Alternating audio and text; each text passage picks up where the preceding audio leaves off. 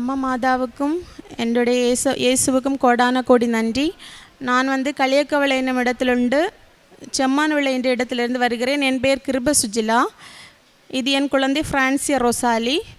நான் முதலாக உடன்படிக்கை எடுத்தது 2 ஜூலை 2022 முதலாக 23 முதலாக உடன்படிக்கை எடுத்தேன். நான் ஃபஸ்ட்டு 2022 குவைட்டில் ஒர்க் பண்ணிகிட்டு இருந்தேன். அப்போ என்னுடைய ஃப்ரெண்டு மலையாளி, பட் நான் கிறிஸ்டியன் தான். அவள் இந்து தான். அவள் காலையில் எழும்பி எப்போவுமே ப்ரேயர் பண்ணிகிட்டு இருப்பாள். அப்போ நான் ஒரு நாள் கேட்டேன், நீ என்ன ப்ரேயர் பண்ணுறேன்னு கேட்கும்போது அவள் தான் கிருபாசனத்தை பற்றி சொல்லி தந்தா எனக்கு. அப்போ நான் குவைட்டில் வேலை பார்த்துட்டு இருக்கும்போது எனக்கு என்றைக்குமே கால் வரும். அந்த கால் எப்போவுமே எப்படி இருக்கும்னா, என் குழந்தைக்கு ஒன்று உடம்பு சரியில்லைன்னு சொல்லுவாங்க. எப்போவுமே ப்ரீத்திங் டிஃபிகல்ட்டி இவளுக்கு அதிகமாகும். அதிகமாகி எப்போவுமே ஹாஸ்பிட்டலில் அட்மிட் பண்ணுவாங்க. இது டெய்லி எனக்கு இப்போது ஒரு கால் வந்தாலே எனக்கு ரொம்ப பயமாக இருக்கும். நான் அவங்க ஹாஸ்பிட்டலில் இருக்கிறாங்களா, குழந்தைக்கு முடியலைன்னு சொல்ல போகிறாங்களான்னு நினச்சி தான் எனக்கு ரொம்ப டென்ஷனாக இருக்கும்.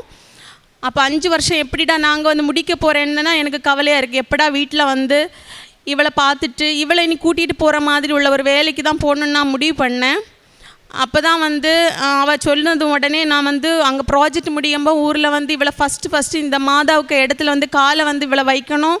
அப்போ இவளுக்கு நோயெல்லாம் நான் கம்ப்ளீட்டாக மாறும்னு நான் முழுமையாக நம்பினேன். அதுக்கப்புறம் நான் இங்கே ஊரில் ப்ராஜெக்ட் முடிஞ்சு கண்டினியூ பண்ண சொன்னாங்க. ஆனாலும் நான் இவளை கூட்டிகிட்டு போகிற மாதிரி ஏதாவது ஒரு வேலை கிடைக்கணும்னு சொல்லிவிட்டு அங்கே விட்டுட்டு வந்துட்டேன், ப்ராஜெக்டை கம்ப்ளீட் பண்ணிவிட்டு. அப்போது இங்கே உடன்படிக்கை எடுத்துட்டு அப்போ இவளுக்கு ரொம்ப சிவியரிட்டியாக ப்ரீத்திங் டிஃபிகல்ட்டி வர்றது கொஞ்சம் ஒரு அந்த ஃப்ரீக்குவன்சி கம்மியாயிடுச்சு. ஒரு 2 டைம்ஸ் திருப்பி ஒரு ப்ரீத்திங் டிஃபிகல்ட்டியாக வந்தது. அதுக்கப்புறம் நான் செகண்ட் டைம் இங்கே உடன்படிக்கை எடுத்துட்டு ஃபஸ்ட்டு நான் குவைட்டில் இருக்கும்போது ஒரு 3 டைம்ஸ் ஓஇடி அட்டன் பண்ணேன். ஆனால் 3 டைம்ஸுமே எனக்கு ஃபெயிலியர் தான் ஆச்சு. நான் பேசிக்காக தமிழ் மீடியம் தான். அப்போ இங்கிலீஷ் ரொம்ப ஃப்ளூயண்ட்டாக கிராமட்டிக்கலாக எனக்கு பேச வராது. அப்போ நான் நினச்சேன் என்னால் இந்த டாஸ்க்கெல்லாம் கம்ப்ளீட் பண்ண முடியாதுன்னு நினச்சேன். ஆனால் என் ஹஸ்பண்ட் ரொம்ப சப்போர்ட்டிவாக இருந்தாங்க எனக்கு ஓஇடி கம்ப்ளீட் பண்ணுறதுக்கு. அப்புறம் 4th டைம் நான் நினச்சேன் என்னால் முடியவே முடியாது, எனக்கு இந்த ஓஇடி வேண்டவே வேண்டான்னு நினச்சிட்டு இருக்கும்போது தான் அப்போ என்னுடைய ஃப்ரெண்ட்ஸ்லேயும் கொஞ்சம் பேர் சொன்னாங்க, இங்கே போய் உடன்படிக்கை எடுத்த கண்டிப்பாக அச்சனை பிளெஸ்ஸிங் எல்லாம் வாங்கினா கண்டிப்பாக நடக்கும்னு சொன்னாங்க. அதனால் நானும் இங்கே அச்சனுக்கு பிளெஸ்ஸிங் எல்லாம் வாங்கிட்டு திருப்பி 4th டைம் ஓஇடி அட்டன் பண்ணேன். அப்போ எனக்கு மிராக்கிளாக நான் நினச்சேன் எல்லாமே லிசனிங் எல்லாம் ரொம்ப டஃப்பாக இருந்தது. நான் எனக்கு கிடைக்காதுன்னு நான் நினச்சேன். நான் என்னுடைய மெரிட்டில் நம்பிக்கையே வைக்கலை. நான் ரொம்ப ப்ரிப்பேர் பண்ணுவேன். ஆனால் எக்ஸாம் எழுதும்போது எனக்கு எல்லாமே பிளாங்காக இருக்கும். ஆனால் எனக்கு ரிசல்ட் எனக்கு அயர்லாந்து ஸ்கோர் கிடச்சிது. அப்போ அயர்லாந்து ப்ராசஸ் சரி இனி ஒன்றும் பிரச்சனை இருக்காது, ப்ராசஸ் மட்டும்தானே இனி ஈஸியாக முடிச்சிடலான்னு நினச்சேன். ஆனால் ப்ராசஸ் ரொம்ப ஹெவியாக இருந்தது. எனக்கு 2 இயர்ஸ் வரை ஆச்சு அந்த ப்ராசஸ் மட்டுமே எனக்கு கம்ப்ளீட் பண்ணுறதுக்கு. 2 இயர்ஸ் ஆகும்போது எனக்கு ஒரு ரொம்ப இந்த இன்டர்வியூ இப்போ கிடைக்கிறது ரொம்ப கஷ்டமாக இருந்தனாலும் எனக்கு ஒரு இன்டர்வியூ கிடச்சிது. அப்போ இன்டர்வியூ பாஸ் பண்ணிட்டேன். ஒரு ப்ராப்ளம், அவங்க 1 hour எனக்கு இன்டர்வியூ கண்டக்ட் பண்ணாங்க. ஆனால் எனக்கு பேசிக்காக ரொம்ப ஃப்ளூயண்ட்டாக இங்கிலீஷ் வராதுனாலும் அந்த இன்டர்வியூவில் நான் ஒரு கிராமட்டிக்கல் எரரோ 1 hourக்கு மேலே அந்த இன்டர்வியூ எனக்கு ஏஜென்சி ரொம்ப டஃப்னு சொன்னாங்க. ஆனால் எனக்கு 1 hour அவங்க இன்டர்வியூ பேசினாங்க, கொஸ்டின் கேட்டாங்க, ஒரு தப்பு கூட நான் போடவே இல்லை. எனக்கு அது எப்படின்னு ரொம்ப மிராக்கிளாக இருந்து நான் ஃப்ளூயண்ட்டாக அவங்கள்ட்ட பேசினேன். இன்டர்வியூ எனக்கு அங்கேருந்தே ஒரு டிசிஷன் எனக்கு கிடச்சி, நான் கண்டிப்பாக இதில் பாஸ் பண்ணிடுவேன். அதே மாதிரி இன்டர்வியூ சக்ஸஸ்ஃபுல்லாக பாஸ் பண்ணிட்டேன். அடுத்து என்னோட ப்ராசஸ் ஆரம்பித்தாங்க. எனக்கு என்ட்ரி விசா அப்படின்னு 2 ப்ராசஸ் உண்டு. அதை கடந்தால் தான் எனக்கு அடுத்த கட்டத்துக்கு போக முடியும். ஃபஸ்ட் அட்டெம்ப்டில் என்ட்ரி விசா எனக்கு 1 வீக்கில் வந்தது, விசாயும் வந்தது. எனக்கு சீக்கிரமாக போகலாம் அப்படின்னு சொன்னாங்க. ஆனால் எல்லாமே ரெடியாகி இனி போகலான்னு ஹாப்பியாக இருந்த டைமில் தான் என்னுடைய பாஸ்போர்ட் எனக்கு கையில் தந்துட்டு சொன்னாங்க, நீங்கள் இப்போ போக முடியாது, அங்கே வேக்கன்சிலாம் இல்லையா இப்போது அப்படின்னு சொன்னாங்க. அப்போது நான் ரொம்ப என்னது இவ்வளோ நாள் கஷ்டப்பட்டு திருப்பி எல்லாம் போயிடுச்சு அப்படின்னு நினச்சி ஃபீல் பண்ணிகிட்டு இருந்தேன். திருப்பியும் சொன்னாங்க, நீங்கள் ஒன்றும் கவலைப்படாதீங்க, திருப்பி விசா அப்ளை பண்ணலாம், புதிய விசா அப்ளை பண்ணலான்னு சொன்னாங்க. திருப்பி எனக்கு செகண்ட் டைம் அங்கே அயர்லாண்டில் உள்ள ஆர்சிஎஸ் எக்ஸாமுக்கு செகண்ட் டைம் எனக்கு டேட் எடுத்து கொடுத்தாங்க. அடுத்து செகண்ட் டைமு நான் புதுசாக எல்லாமே புதுசாக ஸ்டார்ட் பண்ணேன். என்னுடைய விசா ஃபஸ்ட்டு அவங்க என்ட்ரி விசா அப்ளை பண்ணாங்க. எனக்கு மட்டும்தான் ரிஜெக்ஷன் வந்தது, மீதி எல்லாருக்குமே என்னுடைய பேட்சில் கிடச்சிது. செகண்ட் டைம் ரீவிசா வச்ச போது என்ட்ரி விசா இருந்தால் தான் விசாக்கே அப்ளை பண்ண முடியும். அப்போ என்னுடைய செகண்ட் டைம் உள்ள என்ட்ரி விசா அங்கே ஸ்டாப் ஆகிடுச்சு. எனக்கு என்ன ரீசன்னே தெரியலை. அதனால் நான் வந்து திருப்பியும் ஏஜென்சிக்கு என்னைக்கு கூப்பிடுறது, என்ன ரீசன் கேட்குறது, அவங்க தெரியல, அவங்க சொன்னால் தான் தெரியும், அயர்லாந்துலேருந்து நோட்டிஃபிகேஷன் வந்தால் தான் தெரியும்னு சொல்லுவாங்க. இதுதான் என்றைக்குமே இருந்தது. அப்போ செகண்ட் டைம் எக்ஸாம் எடுத்த டேட்டும் எனக்கு இப்போது கேன்சல் ஆகிடுச்சு. அதுக்கப்புறம் நான் வந்து சொன்னேன், இனி ஏஜென்சி எல்லாம் நம்பிட்டு இருந்தால் ஒன்றும் வேலைக்கு ஆகாதுன்னு சொல்லிட்டு நான் வந்து இங்கே மாதா கிட்டே வந்து நான் கேட்குறேன். இதுதான் நான் ரொம்ப இதுக்கு வேண்டி கஷ்டப்பட்டுட்டேன், மாதா தான் எனக்கு இனி எல்லாமே பண்ணி தரணும்னு சொல்லிட்டு நான் வீட்டில் சொன்னது வந்து ஏஜென்சியை பார்க்க போகிறேன்னு. ஆனால் நான் டைரெக்டாக இங்கே தான் வந்தேன்.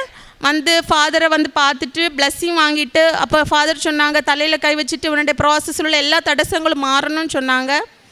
அப்புறம் வந்து வித்தின் 7 டேஸில் என்னுடைய அங்கே ரீஎன்ட்ரி விசாவில் உள்ள நோட்டிஃபிகேஷன் வந்தது.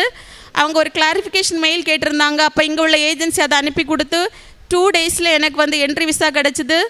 உடனே தானே விசா அப்ளை பண்ணி எனக்கு விசையும் கிடச்சிது. அதுக்கப்புறம் வந்து இப்போது இந்த மண்டேக்கும் நெக்ஸ்ட்டு 13 அன்றைக்கி நான் வந்து அயர்லாந்து போகிறேன்.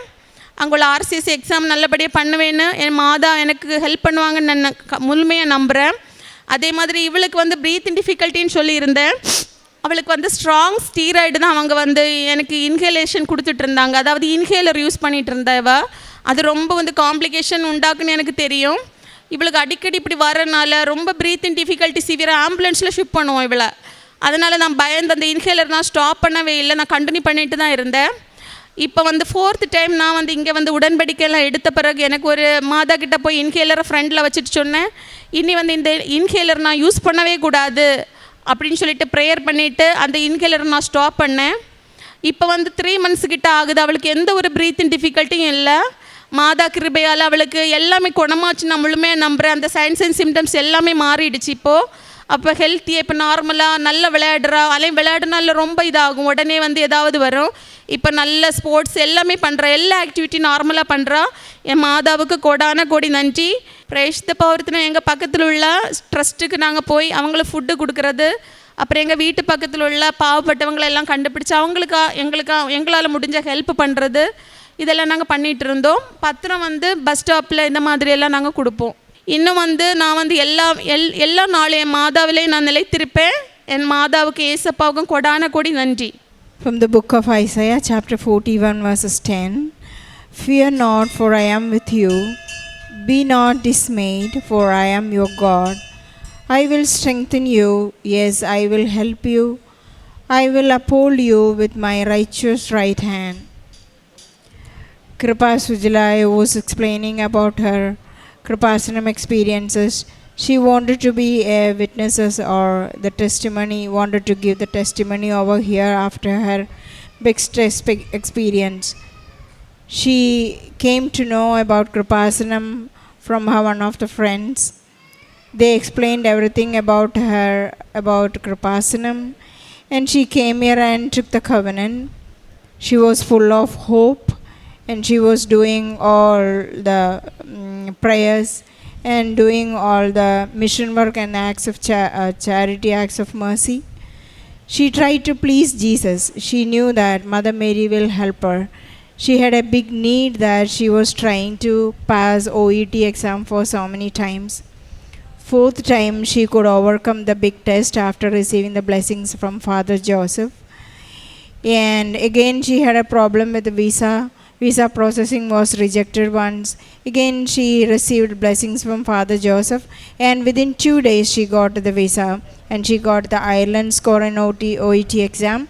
She is happy to go to Ireland now. She is thanking and praising God for this golden opportunity. She says that it is only because of Mother Mary's intercession, and Jesus has won her big battle. Then another thing she was explaining during the verification of this, she didn't mention that she had a sole problem in her feet. It was since 1 year it was troubling her, it was not healing. She applied the blessed articles, especially the blessed oil, and it was healed after 1 week. So we let's thank God for all the blessings. And again, the best thing she wanted to testimony is that her daughter was having the breathing trouble. Since long she was taking the inhalation, and the inhaler was continually used. But once she came here and took the covenant, after that she started to stopped the inhaler, she started to use the salt, blessed salt and blessed oil. She used to have the honey. Saying the prayer, Apostles' Creed, she was full of hope and she was healed fully. And she was explaining once she was in a seashore, the shore wave was so strong and violent.